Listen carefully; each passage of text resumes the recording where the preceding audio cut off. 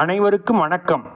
இந்த நிகழ்ச்சியை முதல் முறையாக பார்க்கிறீர்கள் என்றால் சப்ஸ்கிரைப் பண்ணுங்கள், லைக் பண்ணுங்கள், பெல் பட்டனை ப்ரெஸ் பண்ணி ஆல் செலக்ட் பண்ணுங்கள், ஃப்ரெண்ட்ஸுக்கும் உறவினருக்கும் ஷேர் பண்ணுங்கள். நாம் ஏற்கனவே லக்னத்தை மையமாக கொண்டு 6ஆம் அதிபதி, 6ஆம் பாவகம், 6ஆம் இடத்தி பலன்களை, நன்மை தீமைகளை கூறி வருகிறோம். அந்த அடிப்படையிலே இப்பொழுது விருச்சிக லக்கணத்திற்கு ஒருவருடைய தனிப்பட்ட ஜாதகத்தில் லக்கண பலன்களை மையமாக வைத்து, அதாவது ஜாதகத்தில் லானா என்று போட்டிருப்பது லக்கணம் என்று அறிந்ததே. அப்படி அந்த அடிப்படையில் விருச்சிகத்தில் லானா என்று போட்டிருப்பவர்கள் விருச்சிக லக்கணமாக கருதப்படுவர். விருச்சிக லக்கணத்தினுடைய தன்மை என்ன? விருச்சிக லக்கணம் என்பது செவ்வாயினுடைய வீடு. பொதுவாகவே செவ்வாய் பகவான் ஒரு கோபமான கிரகம், நெருப்புக்கு ஆற்றல், எரிமலை, கொடூரமான கோபத்திற்கு ஆளாகக்கூடியவர்கள். இருக்கின்ற 12 வீடுகளிலே செவ்வாயினுடைய வீடு, இந்த செவ்வாயினுடைய வீடு என்பது பொதுவாகவே செவ்வாயினுடைய குணநலங்களில் கோபம் அதிகமாக வரக்கூடியது. எதற்கெடுத்தாலும் கோபம் வரும், ஒரு எரிச்சல், யாரையும் முன்பின் யோசிக்காமல் பேசிவிடுவது, பிறகு வருத்தப்படுவது, யாரையும் துணிச்சலாக எதிர்த்து போராடக்கூடிய வல்லமை கொண்டது, எதிர்நீச்சல் போட்டு வாழ்க்கையில் சாதிக்கக்கூடிய வல்லமை கொண்டது. இந்த செவ்வாயினுடைய அதிபதியாக கொண்ட விருச்சிக இலக்கணக்காரர்களுக்கு 6ஆம் இடம் என்பது கடன், பகை, நோயை குறிக்கக்கூடியது. பொதுவாகவே 6ஆம் இடத்துல நீங்கள் எல்லாரும் ஆச்சரியப்படத்தக்கிறது என்னென்னா, 6ஆம் இடத்துல அப்படி என்ன ஒரு விசேஷம் இருக்குது, அதுக்கு என்ன இவ்வளோ பெரிய முக்கியத்துவம் அப்படின்னு நீங்கள் நினைக்கிறது எனக்கு தெரியுது. 6ஆம் இடம் என்பது குறிப்பாகவே ஒவ்வொரு வீட்டிற்கும் ஒவ்வொரு இடத்திற்கும் பலன்களைப் போல 6ஆம் இடம் என்பது 6ஆம் அதிபதி, 6ஆம் பாவகம் என்பது கடன், பகை, நோய் குறிப்பது, எதிர்ப்புகள், சம்பாத்தியம், வேலை ஆகியவற்றை குறிக்கின்ற இடம். அந்த இடத்தின் அதிபதி 6ஆம் பகை கிரகமாக இருக்கிறதா, ஆட்சி கிரகமாக இருக்கிறதா, உச்சம் பெற்றிருக்கிறதா, அதனுடைய திசை வருகிறதா என்பதை பற்றி முழுமையான ஆய்வு தான் இந்த தொகுப்பு. இப்பொழுது விருச்சிக லக்கணத்திற்கு 6ஆம் இடமாக வருவது மேச வீடு. விருச்சிகமும் செவ்வாய் வீடு, மேசமும் செவ்வாய் வீடு. அப்பொழுது 6ஆம் வீட்டுக்கு அதிபதி செவ்வாயாகவே வருகிறார். செவ்வாய் என்பது தனக்கு தானே, பொதுவாகவே 6ஆம் வீட்டிற்கு அதிபதி செவ்வாயே வருவதால் தான் செய்கின்ற காரியங்களின் மூலமாகவே தனக்கு எதிர்ப்புகள் உருவாகும். அந்த விருச்சிக லக்கணத்துக்காரர்கள் அவர்கள் செய்கின்ற வேலையிலே அதன் பலனாகவே அவர்களே எதிர்ப்புகளை உருவாக்கி கொள்வார்கள், எதிரிகளை உருவாக்கி கொள்வார்கள்.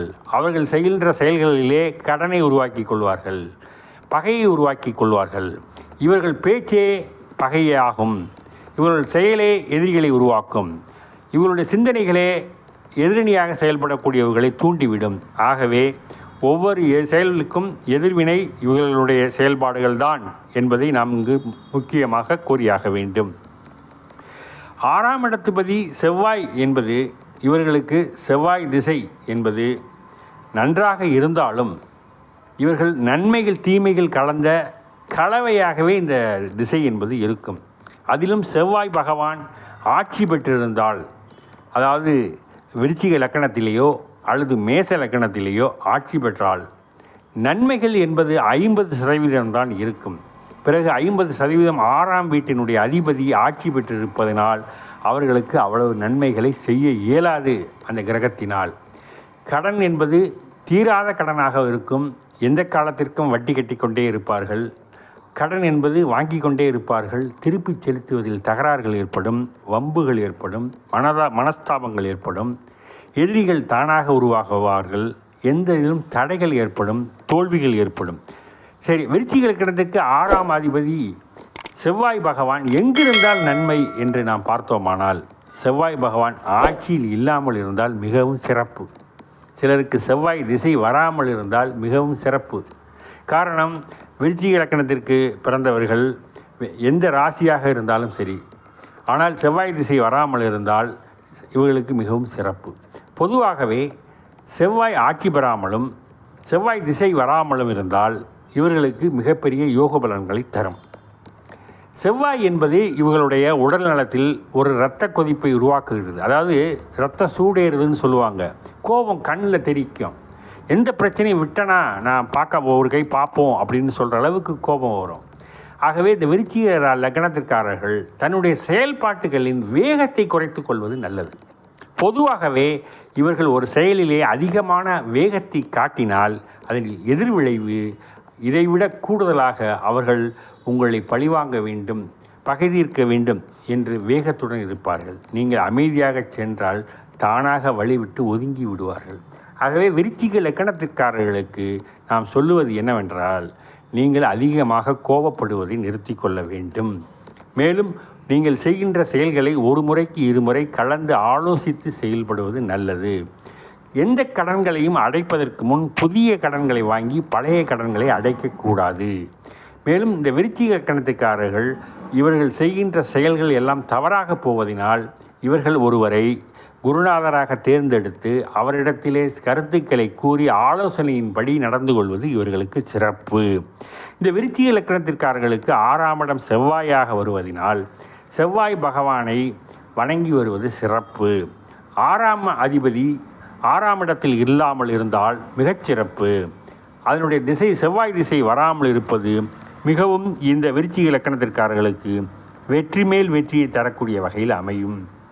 பொதுவாகவே இந்த விருச்சிக லக்னத்திற்கு என்ன செய்வார் அப்படி என்று பார்த்தோமானால், 6ஆம் அதிபதி கடன் பகை நோய் மட்டுமல்ல, வம்பு வழக்குகளை கொடுப்பார், விரோதங்களை கொடுப்பார், சொந்தக்காரங்கள் உறவினர்கள் மத்தியில் பகையை உருவாக்குவார். மேலும் தீராத நோயையும் அதன் மருத்துவ செலவுகளையும் கொடுப்பார். எப்பொழுதும் வியாதியும் கடனும் இருந்து கொண்டே இருக்கும், விரோதங்கள் வளர்ந்து கொண்டே இருக்கும், உறவினர்களிடம் மனஸ்தாபங்கள் வளர்ந்து கொண்டே இருக்கும். ஆகையினால் இதை கண்ட்ரோல் செய்வதற்கு ஒவ்வொரு செவ்வாய்க்கிழமையும் முருகப்பெருமானை வணங்கி வருவது இவர்களுக்கு இருக்கக்கூடிய கோபத்தை குறைக்கின்ற வகையிலே செவ்வாய் பகவானுடைய அனுக்கிரகம் பெற்றால் இவர்கள் விருச்சிக லக்னத்திற்காரர்கள் கோபம் குறைந்து செயல்பாடுகளின் மூலம் வருகின்ற எதிர்ப்புகளையும் துரோகங்களையும் பகையையும் இவர்களால் வெல்ல முடியும். ஆகவே விருச்சிக லக்னத்திற்காரர்கள் இந்த 6ஆம் இடம் அதிபதி உங்களுக்கு செவ்வாய்தானா என்பதை உங்களுடைய சுய ஜாதகத்தை பார்த்து தெரிந்து கொள்ளவும். மேலும் இந்த நிகழ்ச்சியை பார்த்து கொண்டிருக்கிற விருச்சிக லக்னத்திற்காரர்கள் இதுவரைக்கும் சப்ஸ்கிரைப் பண்ணலைன்னா நீங்கள் சப்ஸ்கிரைப் பண்ணுங்கள், பெல் பட்டனை ப்ரெஸ் பண்ணி ஆல் செலக்ட் பண்ணுங்கள், நண்பர்கள் உறவினர்களுக்கும் ஷேர் பண்ணுங்கள், லைக் பண்ணுங்கள். உங்களுக்கு விருச்சிக லக்னத்திற்காரர்களுக்கு இது ஒரு அருமையான வாய்ப்பு. இந்த வாய்ப்பினை பயன்படுத்தி உங்களை கோபத்தை குறைத்து கொண்டு வாழ்க்கையில் வெற்றி பெறுகின்ற சூட்சமத்தை நீங்கள் தெரிந்திருப்பீர்கள். தெரிந்திருந்தாலும் பயனளிக்காமல் இருக்கின்ற காரணத்தினால் இன்று முதல் நீங்கள் கோபத்தை குறைத்து அதனுடைய வேகத்தை குறைத்து உண்மையாகவே நீங்கள் செயல்பாட்டுகளை பிறரிடம் சொல்லாமலும் ஆலோசனை செய்து செயல்பாட்டுக்கு வருவது நல்லது. நன்றி, வணக்கம்.